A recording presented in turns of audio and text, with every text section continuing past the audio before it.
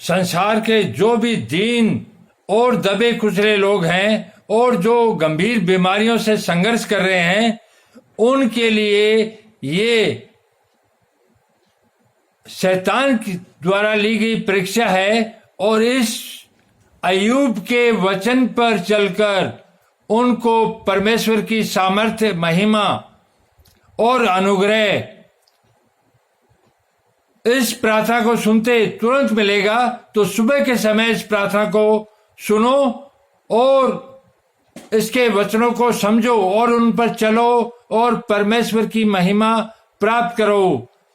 अय्यूब की द्वितीय परीक्षा। फिर एक दिन यहोवा परमेश्वर के पुत्र उसके सामने उपस्थित हुए और उनके बीच शैतान भी उनके सामने उपस्थित हुआ। यहोवा ने, परमेश्वर ने शैतान से पूछा, तू कहां से आता है? शैतान ने यहोवा को उत्तर दिया, इधर उधर घूमते फिरते डोलते डालते आया हूं। जो आपके दरिद्रता, बीमारी इत्यादि जो कुछ है वो शैतान के कारण है। और इस वचन पर चल के आप शैतान को परास्त करके सफल हो जाओगे। शैतान ने यहोवा को उत्तर दिया, इधर उधर घूमते फिरते डोलते डालते आया हूं।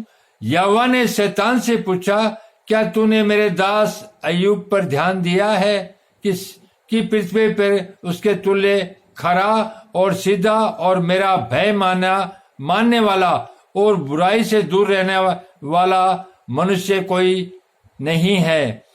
यद्यपि तूने मुझे बिना कारण उसका सत्यानाश करने को उभारा, तो भी अब तक उसकी खराई पर बना है।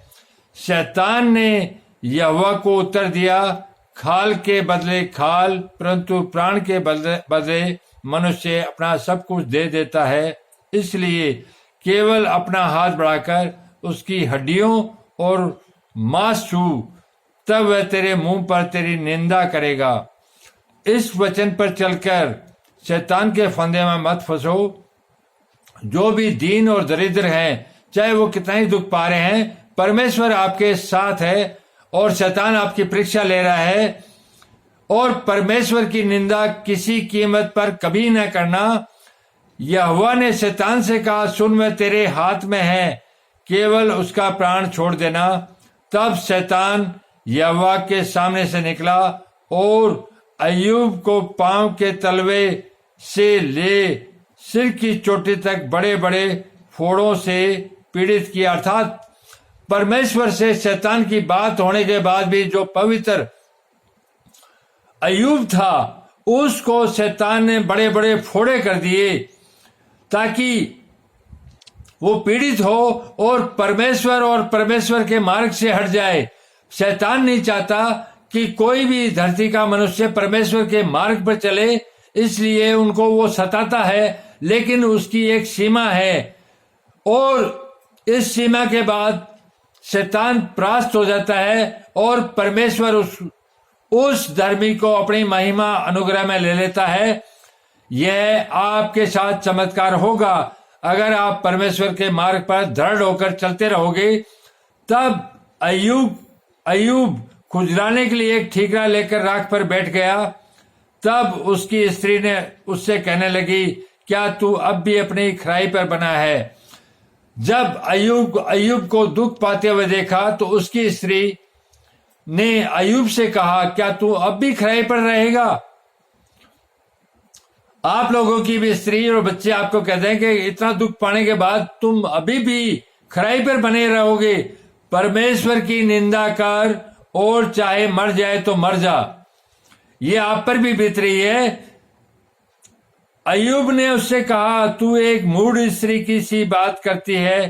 क्या हम को परमेश्वर के हाथ से सुख लेते हैं, दुख न लें? आपको भी यह जवाब संसार के हर आदमी को देना है।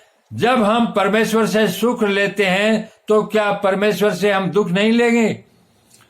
इन सब बातों में भी अय्यूब ने अपने मुंह से कोई पाप नहीं किया। तो मैं आप लोगों को बता दूं आपको कितनी दुख तकलीफ हो रही है।